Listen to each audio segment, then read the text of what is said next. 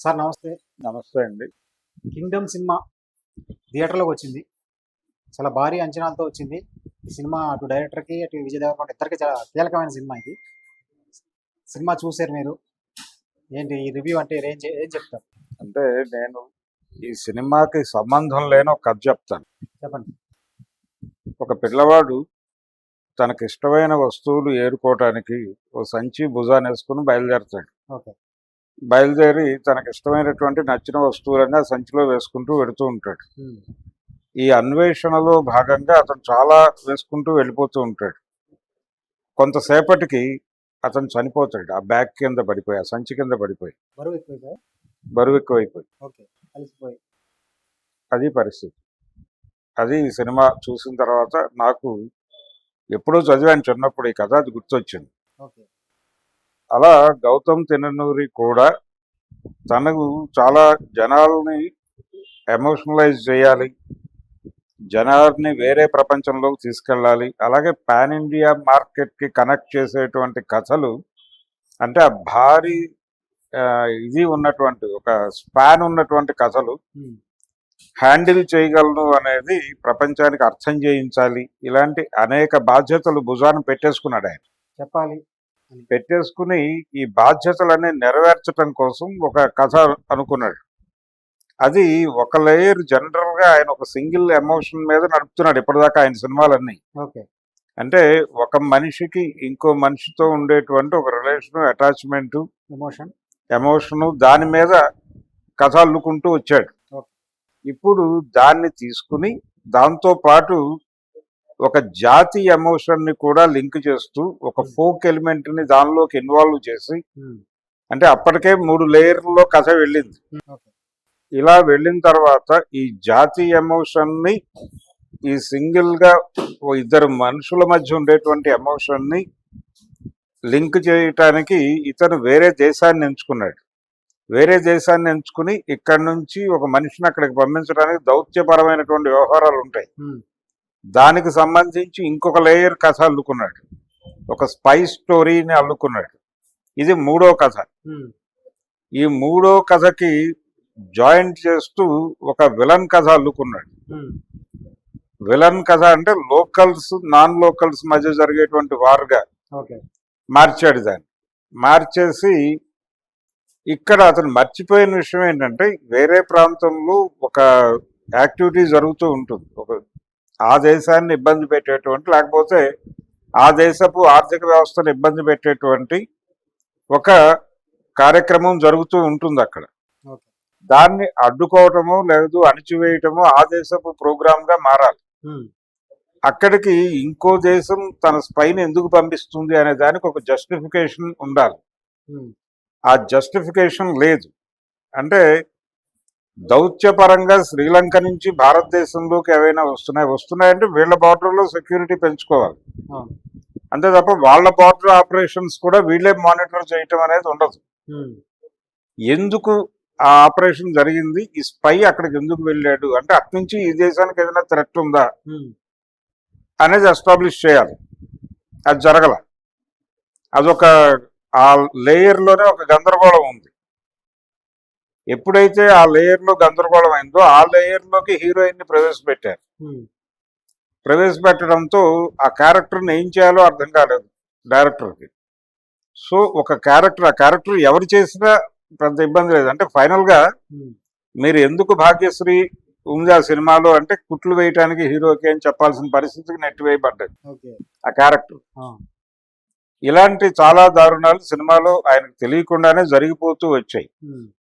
రెండోది, తను తీసుకుంటూ వెళ్తున్నటువంటి సినిమా స్పాన్, అంటే తనకు ఒక పరిధి ఉంది. ఈ పరిధిలో కుదించి చెప్పాలి. ఈ చెప్పటం అనేది ఎప్పుడైతే తనకు ఒక పరిధి ఉంది అనే విషయం తెలుస్తుందో డైరెక్టర్కి, తెలిసిన తర్వాత దాన్ని 1 లైన్ ఆర్డర్లో జనాలకి కన్వే అయిపోవాలి.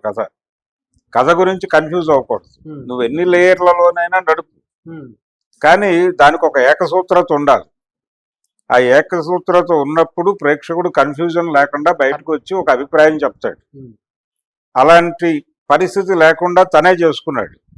అంటే మీకు సెకండ్ హాఫ్లో చివరిలో వచ్చేటువంటి చాలా సన్నివేశాలని ఫస్ట్ హాఫ్కి షిఫ్ట్ చేసి సెకండ్ హాఫ్ కొంచెం లేజర్ తీసుకుని జనాలకి అన్ని ఎమోషన్స్ క్యారీ అయ్యేలాగా కథని డ్రైవ్ చేసుంటే, నిజానికి అన్నదమ్ముల కథలు చాలా చూసాం మనం. అవును. అన్నదమ్ముల మధ్య ఎమోషన్ అది డ్రామా. గుడ్ ఆర్ బ్యాడ్ రెండు వైపులా నేరేట్ చేసినటువంటి అనేక కథలు చూసాం. అవును. ఈ అనేక కథల్లో మనకి ప్రధానంగా మనసుకు హత్తుకునే కథలు చాలా ఉన్నాయి. ఉదాహరణకి రీసెంట్ టైమ్స్ లో అన్నదమ్ముల ఎమోషన్ తో వచ్చినటువంటి సినిమా రంగస్థలం చూసాం మనం. అవును. అది అన్ని రకాల ఎమోషన్స్ ని నడిపించింది ఒకే కథలో, సింగిల్ లేయర్ స్టోరీ. దానిలో కూడా 100 ఏరుకున్నాడు ఆయన, 100 లేయర్లలో కథ చెప్పాడు. కానీ మీకు ఏకసూత్రత కనిపిస్తుంది. ఓకే. ఇందులో ఏ లేయర్ కా లేయర్ సపరేట్ గా ఉంటుంది. అది మెర్జ్ అవటం దగ్గర సమస్యలు ఉత్పన్నమైనాయి, ఆ మెర్జ్ చేయటం దగ్గర గందరగోళం ఉంది. ఈ గందరగోళం ఆడియన్స్ స్మూత్ గా ట్రావెల్ అవ్వలేకపోయారు సినిమాతో. ఈ గందరగోళంలో ఏ క్యారెక్టర్ ఎందుకుంది అనేటువంటి ఒక కన్ఫ్యూజన్, చివరికి హీరో క్యారెక్టర్ కూడా అలా డ్రైవ్ అయిపోతూ ఉంటుంది. హీరో డ్రైవ్ చేస్తున్నట్టుగా కథ ఉండదు, హీరోని ఎవరో డ్రైవ్ చేస్తున్నట్టుగా కథ నడుస్తుంది. ఇది ఒక ఇబ్బందికరమైనటువంటి పరిస్థితి. అందుకని ఈ సినిమా ఒక ప్రాపర్ ఒపీనియన్ ని ప్రేక్షకుల నుంచి రాబట్టుకోవటం అనేది కష్టం. సో ఇది ఒక అబౌవ్ యావరేజ్ టు యావరేజ్ సినిమాగానే మిగులుతుంది తప్ప ఆయన అనుకున్నటువంటి, అంటే నిజానికి ఈ సినిమాకి సంబంధించి సీక్వెల్ ఉంటుంది అనే ఇంప్రెషన్ ఇచ్చుకుంటూ వెళ్ళారు. చివరి అరగంట మీకు దీనికి సీక్వెల్ అనౌన్స్ చేయబోతున్నారు మరికొద్ది క్షణాల్లో దర్శకుడు గారు అని అనుభూతి చెందేలాగా లీడ్ ఇచ్చుకుంటూ వెళ్ళారు. అంటే ఇతను ఎవరు అని పరిశోధించడానికి ఒక క్యారెక్టర్ బయటకు వెళ్తుంది. ఆ క్యారెక్టర్ ఇతను ఎవరో కనిపెట్టింది, అది ఏ క్షణమైనా వెనక్కి రావచ్చు. అతను వచ్చేలోపు ఇతను రాజు అయిపోయి ఉంటాడు. ఆ విషయం తెలిసిన తర్వాత ఈ జాతి ఎలా రియాక్ట్ అవుతుంది, వారసత్వంగా ఇతను నిజానికి అంటే 1920లో శ్రీకాకుళంలో మొదలైన ఈ పాత్ర మధ్యలో తెలంగాణకి ఎలా చేరింది, తెలంగాణ నుంచి శ్రీలంకకి ఎలా చేరింది అనే దానికి సంబంధించినటువంటి ఒక లేయర్ తాలూకా కన్ఫ్యూజన్ ఆడియన్స్ లో క్యారీ అవుతూనే ఉంటుంది. ఇలాంటి చాలా గందరగోళాలు సినిమా నిండా ఉన్నాయి. రెండోది అసలు బేసిక్ గందరగోళం ఏంటంటే, సినిమా ఓపెనింగే చాలా ఒక అద్భుతమైన సన్నివేశంతో ఓపెన్ చేశాడు. అంటే 1920లో బ్రిటిష్ వాళ్ళు ఒక జాలరీ పల్లె మీద దాడి చేస్తున్నట్టుగా నడిచింది. అది శ్రీకాకుళంలో ఆ దాడి ఎందుకు జరిగింది, దాని నేపథ్యం ఏమిటి, ఎందుకు వాళ్ళని చంపాల్సి వచ్చింది అనే దానికి ప్రాపర్ ఎస్టాబ్లిష్మెంట్ లేదు. బ్రిటిష్ వాళ్ళు ఆ రోజుల్లో భారతీయులను చంపడమే ప్రోగ్రామ్ గా పెట్టుకున్నారు అని మనం నమ్మితే తప్ప, వాళ్ళు చంపిన మాట వాస్తవమే, కానీ ప్రతి హత్యాకాండకి ఒక రీజన్ ఉంది, ఏదో ఒక రీజన్ ఎస్టాబ్లిష్ చేసుకునే జరిగినాయి. ఇప్పుడు జలియన్ వాలాబాగ్ జరగడానికి కూడా ఒక రీజన్ ఉంది. అక్కడ ఒక పర్సనల్ ఎమోషన్, ఒక వ్యక్తి ఎమోషన్ కూడా ఉంది, డయర్ ఎమోషన్ ఉంది. ఇలాంటిది ఏదో ఒక ఎలిమెంట్ అక్కడ ఉండాలి. ఆ ఎలిమెంట్ కూడా క్యారీ ఫార్వర్డ్ అవ్వాలి కథతో పాటు. నువ్వు చెప్పదలుచుకుంటే దీన్ని ఎందుకు తీసుకున్నావు, శ్రీకాకుళం 1920 ఎందుకు తీసుకున్నావు అంటే, దీనిలో ఈ కథలోకి ఒక ఫోక్ ఎలిమెంట్ ని ఇన్వాల్వ్ చేయటం కోసం తీసుకున్నావు. మరి ఆ ప్రయత్నం ఎందుకు ముందుకు జరగలేదు, ఎక్కడ వదిలేశారు అంటే, ప్రతి తాడు అనేక తాళ్లు తీసుకున్నాడు ఆయన. ఏ తాడుని ప్రాపర్ గా చివరిదాకా నడపల, ప్రతిదాన్ని మధ్యలో వదిలేస్తూ వచ్చాడు. అలాగే చివరికి ఇతను ఒక సామ్రాజ్యాన్ని ఏర్పాటు చేయటానికి ముందుకు కదిలాడు. ఇతన్ని వాళ్ళు ట్రెడిషనల్ గా కూడా అంగీకరించాడు, తమ రాజుగా అంగీకరించారు అనుకుందాం. అప్పటికే సగం నాశనం అయిపోయిన జాతి, మిగిలిన జాతి ఇతన్ని నాయకుడిగా అంగీకరిస్తుంది. ఇది నిజానికి పౌరాణిక రెఫరెన్సెస్ నుంచి లేపుకొచ్చినటువంటి ముక్క. అంటే మీకు భారతంలో అంతా యుద్ధం అయిపోయిన తర్వాత ఇంకేముంది, అంతా అయిపోయింది కదా, మనం గెలిచేసామనే దీనిలో వాళ్ళు ఉంటారు. కానీ సుయోధనుడు మడుగులోంచి బయటకు వచ్చి, నేను ఉండగా మీరెలా రాజుగా ప్రకటించుకుంటారా అంటాడు. అందుకని అది జరిగిన తర్వాత కూడా మిగిలిన వాళ్ళు ఎక్కడికి పోరు, ఏమీ కాలేదు, మనం తిరిగి మన రాజ్యం మనం స్థాపించుకోగలమనే కాన్ఫిడెన్స్ తోనే ఉంటారు. అలాంటి ఒక లీడ్ ఇచ్చి వదిలిపెట్టడం అనేది పురాణాల తాలూకా లక్షణం. అలా ఒక లీడ్ ఇవ్వటం కోసం ఇతన్ని చేసావు, బానే ఉంది. కానీ ఒక వాగ్దానం చేసి బయలుదేరాడు వాడి తల్లికి, హీరో. ఆ వాగ్దాన భంగం జరిగిందా లేదా, లేకపోతే ఆ తల్లికి ఒక సమాధానం వెళ్ళాలి కదా. ఉమ్, అప్పుడు ఒక లేయర్ అయినా కంప్లీట్ అవుతుంది. అలా ఏ లేయరు కంప్లీట్ అవ్వాలి. ఉమ్, కంప్లీట్ కాకుండా ఈ లీడ్లన్నీ అన్ని లీడ్లు తీసుకొచ్చేసి ఉమ్, చివరిలో కన్ఫ్యూజ్ చేసేసి ఒక ఎండ్ కార్డు అంటే మీ ఊహకు వదిలేస్తున్నాను అని క్లోజ్ చేస్తాడు. అవును. అంటే ప్రేక్షకులు ఊహించుకోవటానికి అసలు మీరు కథ చెప్పింది ఏమిటి, ఉమ్, ఈ కథ అంతా విని ఎందుకు క్లైమాక్స్ ఊహించుకోవాలి ప్రేక్షకుడు? ఆ, ఏం ఊహించుకోవాలి అంటే చాలా డౌట్స్ ఉన్నాయి సినిమాలు. ఉమ్, ఇన్ని సందేహాలతో ప్రేక్షకుడిని బయటకు వదలకూడదు. ఒకటి, ఈ ప్రపంచంతో సంబంధం లేని కథ ఉమ్, కంక్లూడ్ అయింది కూడా ఈ టైం కాదు, అది ఉమ్. ప్రజెంట్ డే సిచ్యువేషన్ కాదు, అది 1991, 92. 92 అన్నాడు. ఆ, 92 నాటికి శ్రీలంక కండిషన్ ఏంటి? ఉమ్, మనకు రాజీవ్ గాంధీ హత్య జరిగింది అదే టైం. అప్పటికి అక్కడ టుల్ఫ్, ఎల్టీటీఈ అన్ని యాక్టివ్ గా ఉన్నాయి. ఉమ్, వీళ్ళు చెప్పిన జాఫ్నా జోన్ లో. అవును. మరి వాళ్ళు ఎక్కడ కనిపించలేండి సినిమాలో. అవును.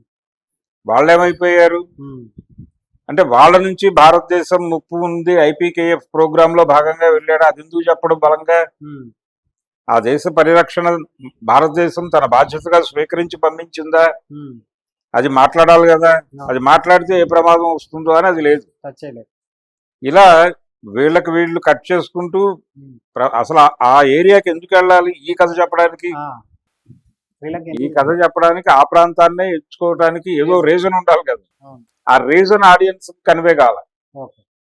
ఇలా అనేక గందరగోళాల మధ్య నడిచినటువంటి సినిమా కింగ్డమ్. ఉమ్, అందుకని బయటకు వచ్చినటువంటి ఆడియన్స్ లో 70% మంది కన్ఫ్యూజన్ తోనే ఉన్నారు. ఉమ్, ఏ సీన్ కా సీన్ గ్రాండియర్ గా చేశారు. ఉమ్. అంటే టెక్నికల్ గా సినిమా బాగుంది, ఓకే. అది టెక్నికల్ గా బాగుంది, కెమెరా పనితనం బాగుంది. సౌండింగ్.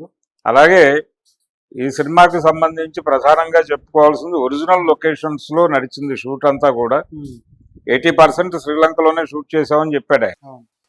అలాగే జాఫ్నా జైలు ఇవన్నీ ఉమ్, చూడటం బాగుంది జనాలకు.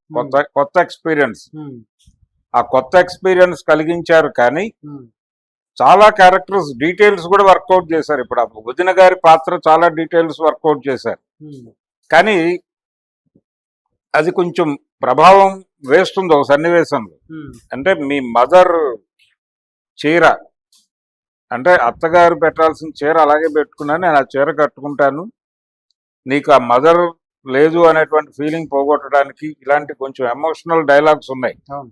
అవి ఆడియన్స్ కి గుర్తుండేలాగా లేవు, రిజిస్టర్ అవ్వలేదు అంతగా. రిజిస్టర్ అవ్వాల. అవును.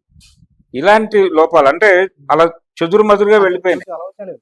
దాని మీద కొంచెం ఫోకస్ పెట్టి ఇతర ఎలిమెంట్స్ తగ్గించి, గందరగోళాలు చాలా ఉన్నాయి, ఆ, ఇన్ని గందరగోళాలు లేకుండా సింగిల్ లేయర్ లో ఉమ్, అంటే ఏది తక్కువ పెట్టాలి ఏది ఎక్కువ పెట్టాలి అన్న దగ్గర కన్ఫ్యూజన్. అవును. ఆ కన్ఫ్యూజన్ గ్రాండియర్ లో సినిమా చేయాలి, ఉమ్, పాన్ ఇండియా మార్కెట్ కనెక్ట్ అవ్వాలి, ఉమ్, తన స్థాయి పెంచుకోవాలి, తను ఈ తరహా కథలు చేయగలడు అనేటువంటి అభిప్రాయం ఇండస్ట్రీలో కలగాలి. ఉమ్, ఇప్పటి వరకు వచ్చినటువంటి సినిమాల కంటే ఒక డిఫరెంట్ ఆ ఏరియాలో ఉమ్, అంటే ఆ మార్కెట్ లో సినిమాలు చేస్తున్నటువంటి డైరెక్టర్లకి ఉమ్, భిన్నమైనటువంటి కథ చెప్పాలి. ఇలా తనకి తాను అంటే అనేక గోల్స్ పెట్టేసుకున్నాడు, ఆయన లక్ష్యాలు నిర్ణయించేసుకున్నాడు లోపల డైరెక్టర్ గా. ఉమ్, దాంతో ఏది ప్రాపర్ గా Confuse అయ్యి. అంటే తను కన్విన్స్ అవ్వాలి, ప్రొడ్యూసర్ ని కన్విన్స్ చేయాలి, హీరోని కన్విన్స్ చేయాలి. ఉమ్, ఈ 100 ఇవి దాటాడు అతను. ఉమ్, 100 అడ్డంకులు దాటి ఉమ్, ఫైనల్ గా ప్రేక్షకుల్ని కన్విన్స్ చేయాలి. అవును. ప్రేక్షకుల్ని కన్విన్స్ చేయగలిగాడా లేదా అనేది సినిమా సక్సెస్ మీద ఆధారపడి ఉంటుంది. సినిమా భవిష్యత్తు, దర్శకుడి భవిష్యత్తు ప్రొడ్యూసర్ ని కన్విన్స్ చేయడం దగ్గర కాదు, ఉమ్, డైరెక్టర్ హీరోని కన్విన్స్ చేయడం దగ్గర కాదు, ప్రేక్షకుల్ని కన్విన్స్ చేయడం దగ్గర అతని ఉమ్, సత్తా ఏమిటి అనేది బయటపడుతుంది. అవును. అక్కడ అతను కన్ఫ్యూజ్ చేశాడు జనాలు. ఉమ్, ఆ కన్ఫ్యూజన్ సినిమాని ఏ మేరకు ముందుకు నడిపిస్తుంది అనేది సందేహం. ఉమ్, అందుకని ఇది ఒక యావరేజ్ టు అబవ్ యావరేజ్ అక్కడ వరకే వెళుతుంది. అంతకు మించి వీరు అనుకున్నటువంటి ఉమ్. టార్గెట్లు రీచ్ అవుతుందా అనేది స్పష్టంగా